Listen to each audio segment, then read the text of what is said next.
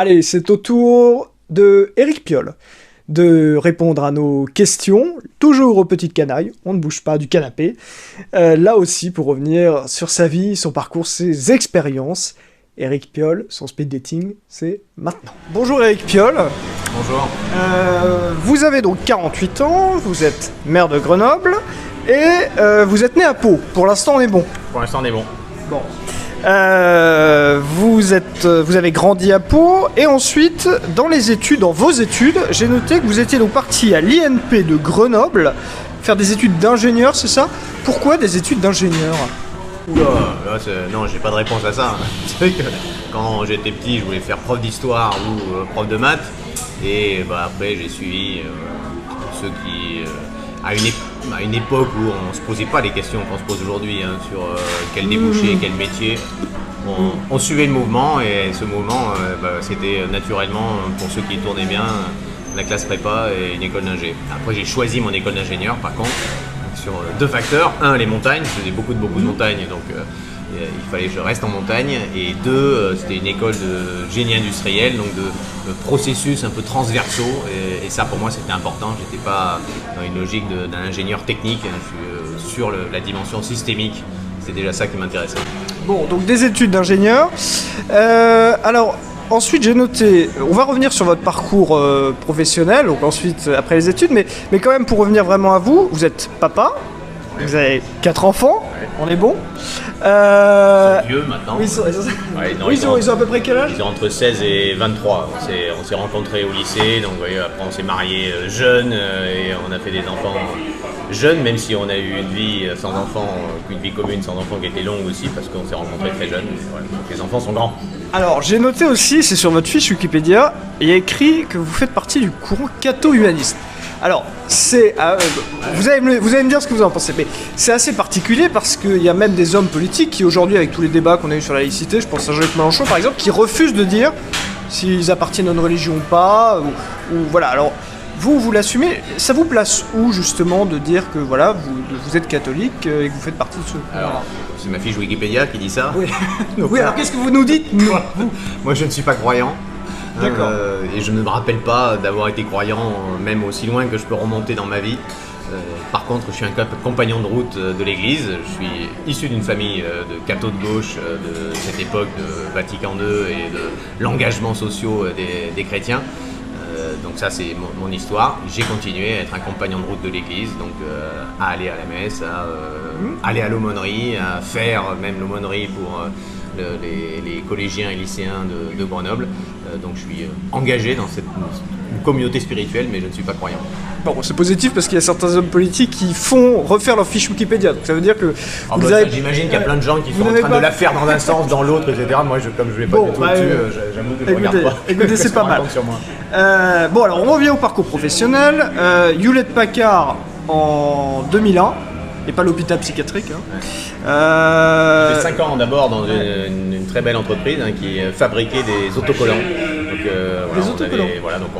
C'est quand même 30 000 personnes, un groupe de 30 000 personnes et avec des sites de 400 personnes. Donc j'étais sur une usine qui fabriquait donc à partir d'énormes bobines de papier, de produits chimiques et de silicone, on fabriquait des adhésifs que vous allez retrouver sur les étiquettes de shampoing, de code barre, tout ça. Bon. Ah oui, les autocollants, mais pourquoi pas? Industriel. Alors, pourquoi je vous parle du Hewlett-Packard? Parce qu'il y a quelque chose de très intéressant. C'est pas ce que vous avez fait là-bas, si, mais... C'est intéressant aussi. Si. Mais ce qui nous intéresse, nous, c'est votre départ. 2011, départ forcé, un licenciement. Expliquez-nous ce qui s'est passé, pourquoi vous avez été licencié. Bon, j'étais cadre dirigeant à l'époque, je suis devenu cadre dirigeant à 34 ans. J'avais un chef chinois à l'époque, il est mort, il a été remplacé par un Texan. Et ce Texan, on avait à HP des merveilleux processus de ressources humaines. Vous voyez, les pays étaient classés en pays rouge, pays vert. Donc pays qui coûtent cher pour le travail, pays qui coûtent pas cher. Dans les pays rouges, il y avait rouge foncé et rouge clair. C'est-à-dire ceux qui coûtent cher, mais sans loi du travail, donc la Suisse où vous pouvez virer très facilement. Et ceux qui coûtent cher, mais en plus ils sont protégés, les Californiens, les Allemands, les Hollandais, les Français, les Italiens, etc. Et donc il y avait mon chef texan, il y avait un bonus sur son ratio d'employés entre pays verts et pays rouges. ils voulaient que je délocalise 120 personnes de mes équipes d'Europe de l'Ouest, j'avais des équipes dans 23 pays, pour les envoyer en Bulgarie, en Inde et en Chine. J'ai dit non, et il a décidé de me licencier, ce qui était vraiment une première, hein, parce que d'habitude, quand on vous met sur la touche, et puis vous allez vous repositionner ailleurs, mais c'est rare que la voie du licenciement soit ainsi. Et puis ça a été aussi l'occasion d'un mouvement de grève intersyndical, ce qui était, je pense, une première pour un cadre dirigeant. Les 5 syndicats se sont mobilisés, mais aussi partout en Europe. Et d'ailleurs, ce plan de délocalisation a été annulé, mais il a été annulé pour moi à titre posthume, hein, c'était après mon départ. Mais il a été annulé.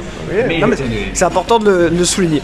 Bon, on arrive aux années 2010, et c'est dans ces années-là que vous allez intensifier votre combat politique.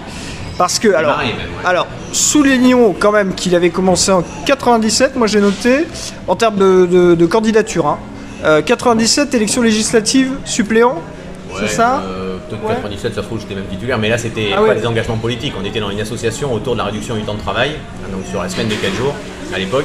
Et les années 90, c'est une belle époque, puisqu'il y avait un financement public politique, et donc les associations allaient aux législatives et se faisaient rembourser les frais qu'ils avaient dépensés, et donc ça leur servait de porte-voix. Et donc nous, on allait porter la question de la lutte contre le chômage, du partage de la valeur ajoutée, donc du fruit du travail et de la réduction du temps de travail dans le débat public.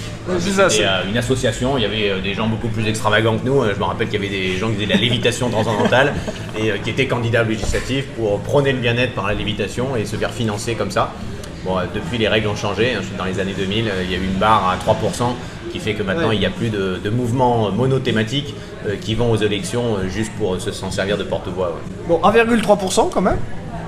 Ouais, l'intérêt, c'était le porte-voix. Ça avait permis quand même, on avait organisé en 93 dans mon école d'ingénieur un des premiers débats sur la semaine de 4 jours. Et donc à l'époque aussi, on pouvait faire de la politique partout, y compris dans l'école, puisque là c'était l'amphi de mon école d'ingé qui avait accueilli 400 personnes pour un débat sur la réduction du temps de travail.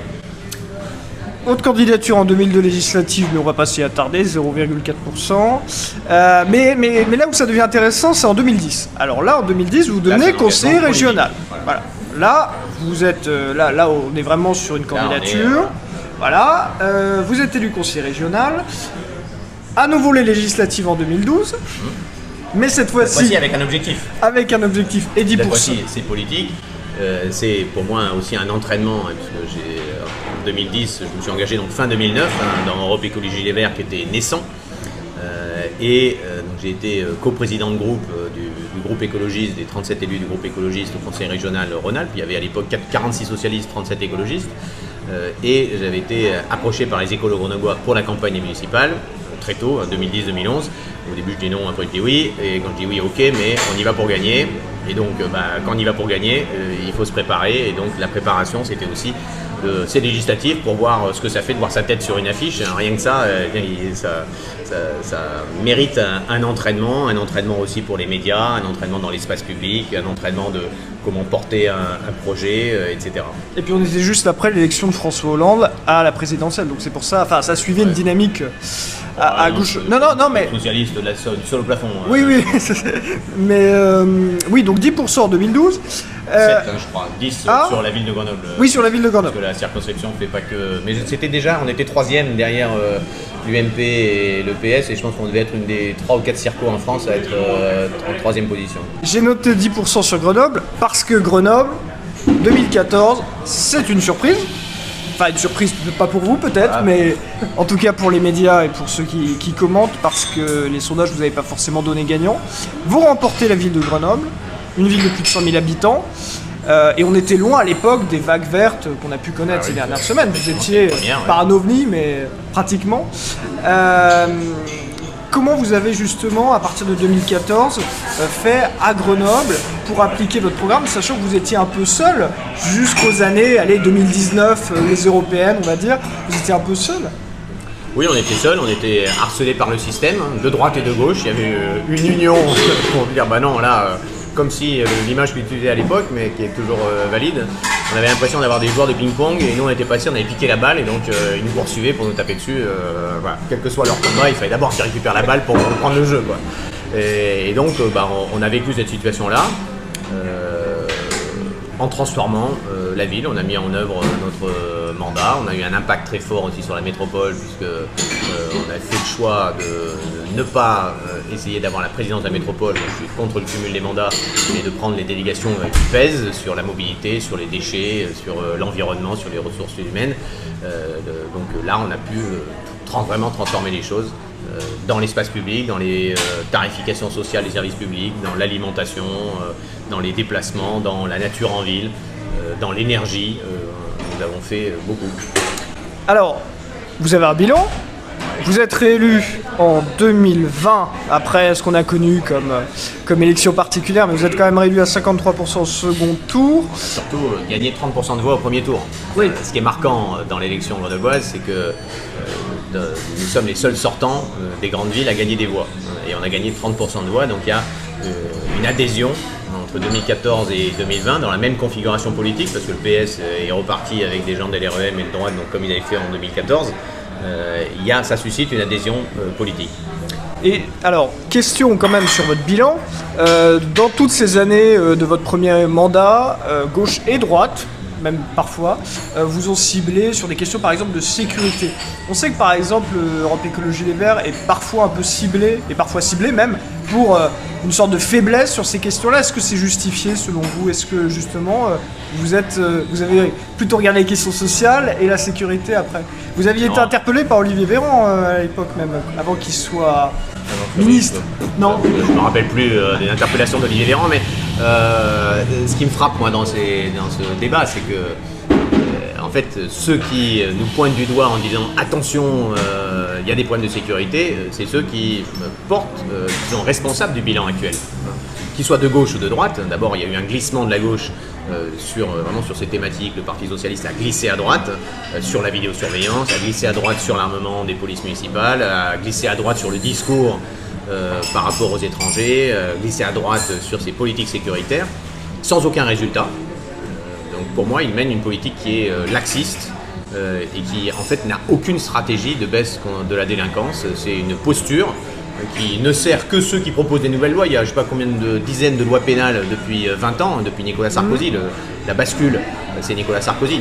Jean-Pierre Chevènement avait une doctrine, qui est la doctrine de la police de proximité notamment, qui nous sert d'ailleurs toujours de référentiel pour notre police municipale. Et donc il y a cette politique laxiste, politique du chiffre, on l'a vu avec l'enchaînement Nicolas Sarkozy, Manuel Valls, Gérald Darmanin. Voilà, on est au cœur de ça, on est toujours au cœur de ça. Il n'y a pas de stratégie de sécurité publique, pas de stratégie par rapport à la récidive et que des coups de menton. Tout le monde mesure que c'est totalement inefficace. Par contre, en tant que maire, on scoltine ça tous les jours parce que la sécurité, évidemment, c'est important pour nos concitoyens, la délinquance du quotidien, mais aussi le trafic de drogue, l'occupation du domaine public par le trafic de drogue, l'occupation du domaine privé par le trafic de drogue, les questions de terrorisme, les liens avec les renseignements territoriaux. Quand on est maire, on a cette expérience-là. Et on en est là. Éric Piolle, donc aujourd'hui, vous êtes candidat à la primaire des écologistes. Quand j'ai fait vos fiches et votre portrait, je me suis posé des questions. On a eu Yannick Jadot, on a eu Sandrine Rousseau, on arrive à peu près à les situer, Sandrine Rousseau sur la radicalité, Yannick Jadot sur un arc rassembleur, Delphine Batho, Jean-Marc Governatori, on les situe aussi, mais vous, je ne sais pas où vous êtes, j'ai du mal à comprendre où vous êtes. Qu'est-ce que vous venez défendre et qu'est-ce que vous venez incarner dans cette primaire? J'incarne ce rassemblement de l'arc humaniste. Vous parliez de la stratégie de Yannick Jadot, c'est sa stratégie actuelle. En 2019, à la sortie des européennes, c'était plutôt une stratégie drapeau vert devant et tout le monde fera la reddition derrière nous. Donc il peut y avoir des changements de stratégie. La mienne, depuis mon engagement politique au sein d'Europe Écologie Les Verts, c'est toujours la même. C'est que je pense face à un modèle néolibéral toujours plus violent, toujours plus raide aussi, parce qu'il fait de moins en moins de vainqueurs, donc il se raidit, il devient de plus en plus autoritaire. Nous avons l'espace de fédérer un arc humaniste qui rassemble tous les militants de gauche qui ont lâché le productivisme et qui n'ont pas fait de concession à ce modèle néolibéral, qui rassemble évidemment l'ensemble des écologistes et qui rassemble tous les forces citoyennes ou les citoyens qui sont heurtés par ce modèle néolibéral et qui cherchent à mettre leur vie plus en adéquation avec leurs besoins, pour leurs conditions matérielles d'existence, mais aussi leurs aspirations les plus profondes. Donc c'est ce projet-là, c'est ça qui a été mis en œuvre à Grenoble, c'est ça qui a marché, c'est ça qui a suscité de l'adhésion.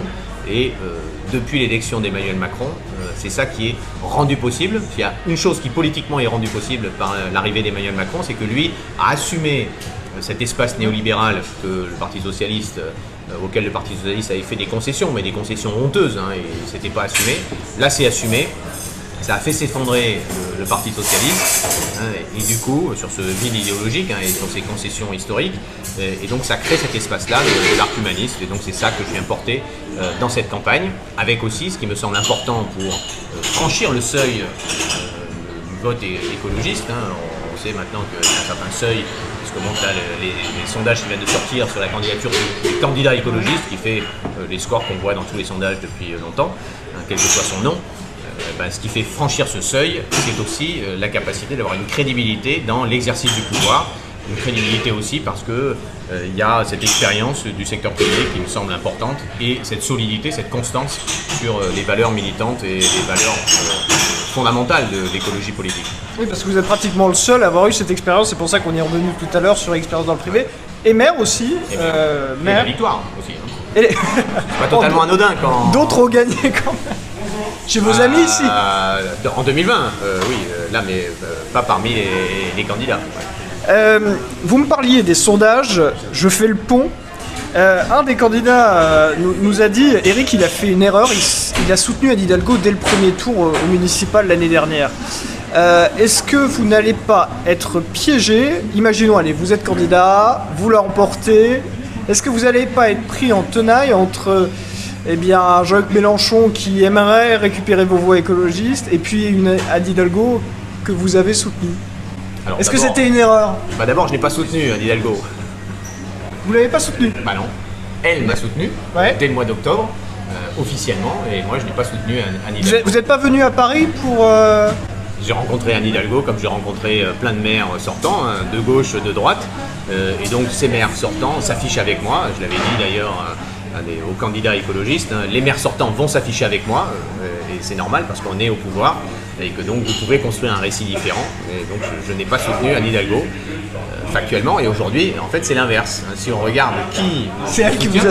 c'est elle qui m'a soutenu, de même que Jean-Luc Mélenchon m'a soutenu.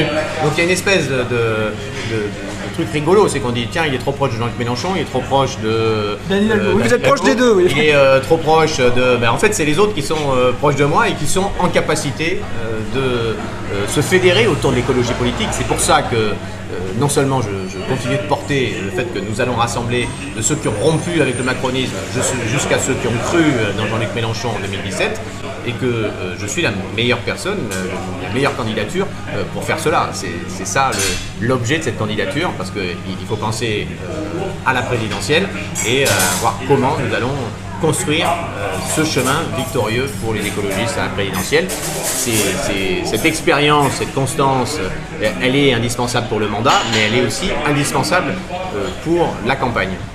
Et justement, par rapport aux autres candidats, on sait qu'ils sont féroces, ce qui vous attendrait en cas de victoire dans les semaines après, à droite, à gauche, évidemment à l'extrême droite aussi. Est-ce que justement, ne le prenez pas mal, mais vous n'êtes pas trop gentil, Eric Piolle? On a une image, vous voyez, de quelqu'un de très sympathique, de très rond. Plus sympathique. Oui. Rond, je crois pas que c'est ce que disent mes adversaires politiques. Mais peut-être encore faut-il aiguiser ses couteaux? Est-ce que... non, je crois pas. Non. Je suis vraiment, c'est ce que disent mes adversaires. Ce que disent mes adversaires politiques, c'est au contraire, grenoblois, c'est au contraire que je suis dur. J'étais à la fois, ils me qualifiaient de poil téfal parce que quand ils me tapaient dessus, ça accrochait pas, donc ça les énervait. Je reste avec un sang-froid et une détermination totale. Par contre, je suis un combattant. Là où nous en sommes dans le processus aujourd'hui, on est en train de choisir la candidature écologiste. Donc c'est évident que je ne vais pas taper sur les autres candidats parce que c'est notre famille politique. Donc on ne tape pas sur sa famille politique. Et donc là, c'est pas une question de gentillesse, c'est une question de stratégie. Je pense que nous n'avons pas à nous taper dessus, et je continuerai à porter cette démarche que nous avons commencé il y a maintenant plus d'un an quand j'ai lancé les préfigurations de la campagne, et qu'on va continuer jusqu'au bout. Bon, deux questions encore un peu... indésirable, c'est votre popularité, j'ai pas envie de dire votre popularité, mais plutôt votre figure nationale. Et le sondage France Info montrait ce week-end que vous n'étiez pas la personnalité la plus connue des écologistes. Comment on pallie à ça justement quand on se lance dans une campagne qui va être intense et que j'imagine que vous les rassemblez derrière vous. Vous ne vous retirerez pas en cas de victoire, quoi qu'il arrive. Donc comment on fait ou comment justement ça vous effraie pas tout ça? Une sorte de déficit de notoriété. C'est un choix stratégique. Quand j'ai lancé ma campagne, j'aurais pu me dire bah tiens, je suis maire de Grenoble, je vais aller faire un peu de clash, un peu de machin, et je vais acquérir la notoriété. J'ai fait le choix de ne pas faire cela. Pourquoi? Parce que la notoriété, je considère qu'elle s'acquiert aujourd'hui en l'espace de quelques semaines. Vous avez vu Annalena Baerbock, qui est passée de total inconnu à personnalité même préférée des Allemands en l'espace de quelques semaines. Mais qui a connu quelques difficultés. Mais après, ça n'empêche pas les coups. Une fois que vous êtes en première ligne, vous prenez les coups, c'est normal. Mais la question de la notoriété, le saut aujourd'hui se fait en quelques semaines.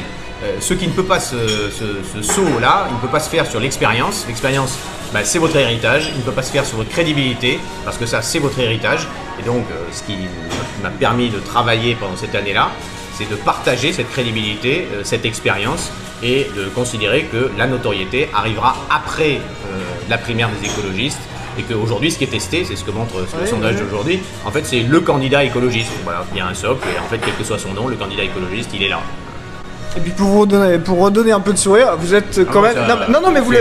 Franchement, j'aurais choisi. J'ai étudié un peu toutes les stratégies et me dire que la seule qui peut gagner, c'est celle que vous avez produire. Voilà. Donc le reste, ça veut dire que j'ai considéré que ça n'était pas des chemins victorieux, et donc c'est un choix qui pour moi assumé et délibéré. Le Monde disait que vous avez eu le plus de parrainage pour la primaire au sein du parti. Parrainage, mais c'est aussi le nombre de déplacements que je fais, de rencontres, parce que je considère que cette primaire se gagne dans la rencontre avec les sympathisants, les militants, la mobilisation des acteurs de terrain. Et donc je fais campagne en déplacement tous les jours et en enchaînant les événements de campagne. Ça me permet de sentir aussi le pays, c'est important de sentir le pays, et puis de mobiliser, de transformer ces sympathisants en activistes. Question directe, Éric Piolle, pour terminer. Demain, président, votre première mesure, on fait quoi tout de suite à l'Élysée? Alors, je vais vous étonner peut-être, parce que ça ne sera pas une mesure, la première, ça ne sera pas sur le climat, c'est lancer un référendum.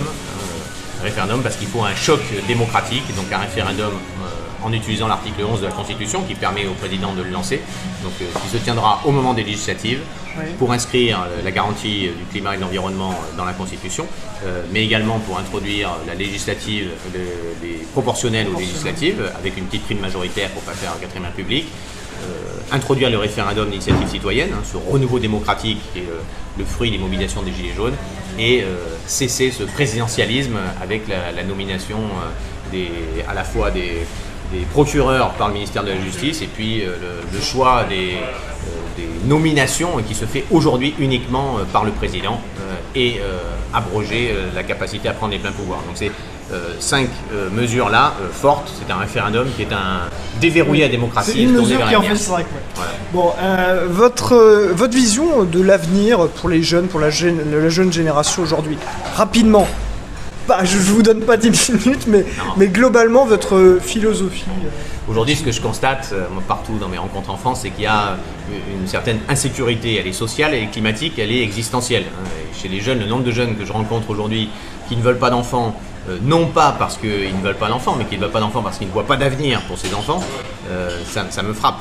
Donc c'est pour ça que tout mon discours, c'est un discours qui n'est pas sur l'urgence. L'urgence, c'est les scientifiques qui la donnent, tout le monde a intégré cela. Mon discours, c'est un discours sur l'espoir, se rapproprier le progrès, et donc proposer des mesures de la vie quotidienne qui améliorent nos conditions matérielles d'existence, qui protègent les biens communs, le climat, la biodiversité, qui donnent du sens. Je crois que cette jeunesse, elle a aujourd'hui une aspiration de sens, c'est ça qui me frappe. Quand moi j'étais jeune, on cherchait juste à rentrer dans la vie active. Aujourd'hui, les jeunes, quelle que soit leur situation, cherchent du sens pour leur activité, et ça me donne beaucoup d'espoir. Vous connaissez le questionnaire de Proust, vous savez, ces petites questions. J'en ai 5, ces 5 dernières questions, on va essayer de faire rapidement. Ce que vous appréciez chez vos amis, et je parle pas que des candidats, peut-être des candidats...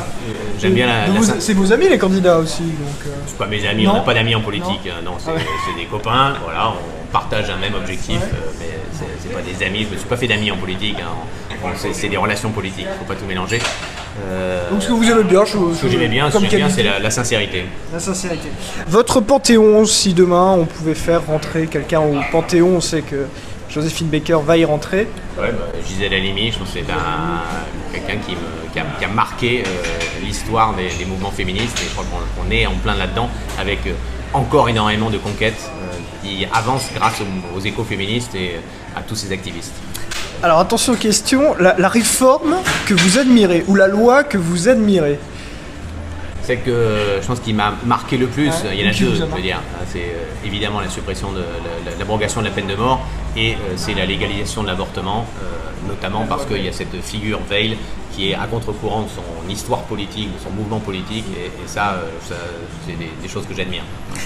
La musique que vous aimez bien écouter, le style de musique ou une particulière qui vous accompagne pendant la campagne? Là, j'écoute pas mal Kenny Arcana.